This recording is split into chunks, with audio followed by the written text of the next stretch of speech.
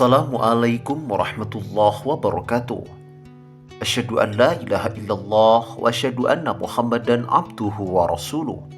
Sahabat beriman yang dirahmati Allah Subhanahu wa taala. Berikut ini adalah amalan-amalan ringan namun pahalanya sangat besar.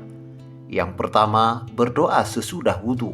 Dari Umar bin Khattab radhiyallahu anhu, Rasulullah shallallahu alaihi wasallam bersabda, "Tidaklah salah seorang di antara kalian berwudu dan menyempurnakan wudunya, kemudian mengucapkan asyhadu an la ilaha illallah wahdahu la syarikalah wa asyhadu anna Muhammadan abduhu wa rasuluh, kecuali Allah akan bukakan untuknya 8 pintu surga yang bisa dia masuki dari pintu-pintu mana saja." Hadis riwayat Muslim.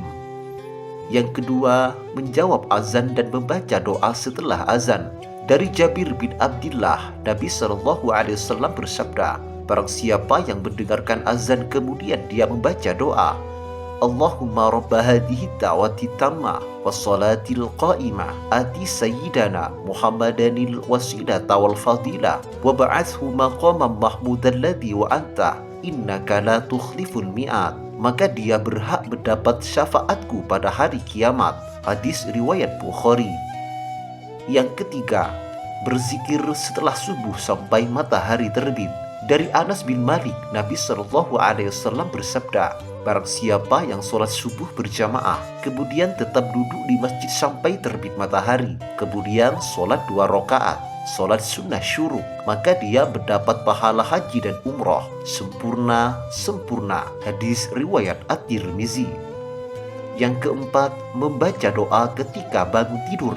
Dari Ubadah bin Samit, Nabi Shallallahu Alaihi Wasallam bersabda, "Barang siapa yang terbangun dari tidur kemudian dia membaca La ilaha illallah wahdahu la syarikalah lahul mulku wa lahul hamdu wa huwa ala kulli syai'in qadir, subhanallah walhamdulillah wa la ilaha illallah Allahu akbar wa la haula wa la quwwata illa billahil aliyyil azim waghfirli," maka orang tersebut mendapatkan 3 keuntungan: dosa-dosanya diampuni, ibadahnya diterima, dan doanya mustajab, dikabulkan.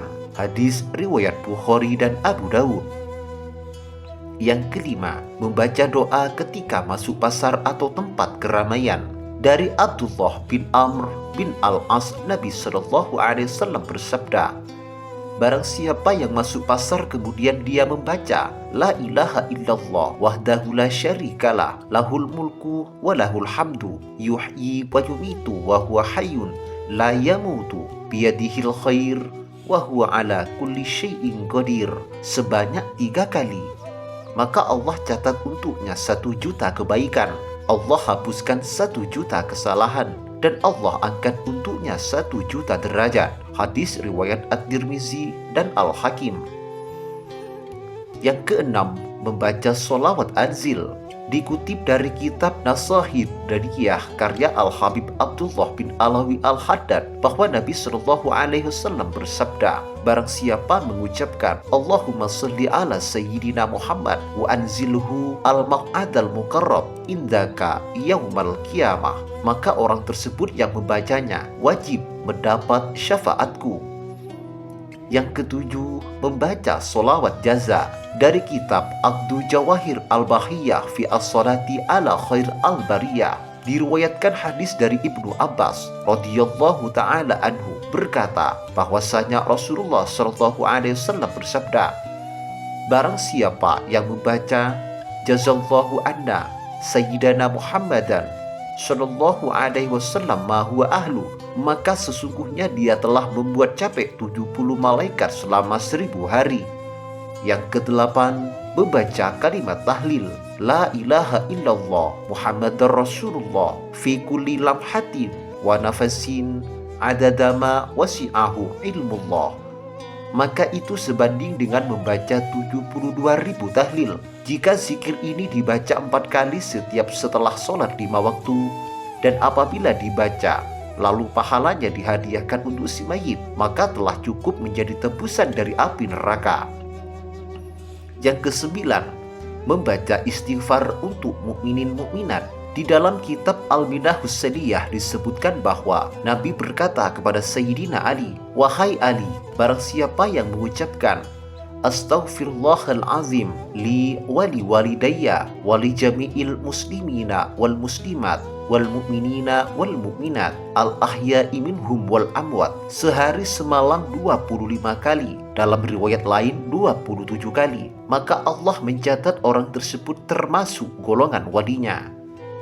Dalam hadis riwayat Imam Tabrani disebutkan, barang siapa berdoa memintakan ampun untuk orang-orang beriman laki-laki maupun perempuan, maka Allah tuliskan baginya pahala kebaikan atas setiap laki-laki dan perempuan beriman, mendapat pahala sebanyak seluruh mukminin dan mukminat yang masih hidup maupun yang telah wafat.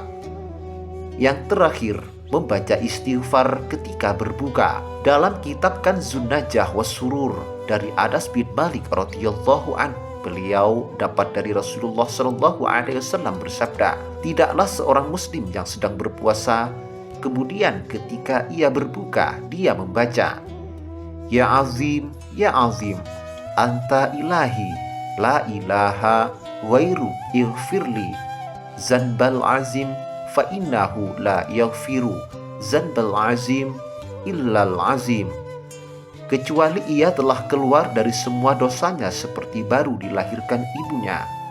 Rasulullah Shallallahu Alaihi Wasallam bersabda, ajarkanlah doa ini kepada orang setelah kalian. Sesungguhnya kalimat ini sangat dicintai Allah dan Rasul-Nya, kalimat yang akan memperbaiki keadaan dunia dan akhirat kalian. Wallahu a'lam bissawab.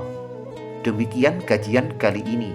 Semoga bermanfaat dan barokah bagi kita semua. Wassalamualaikum warahmatullahi wabarakatuh.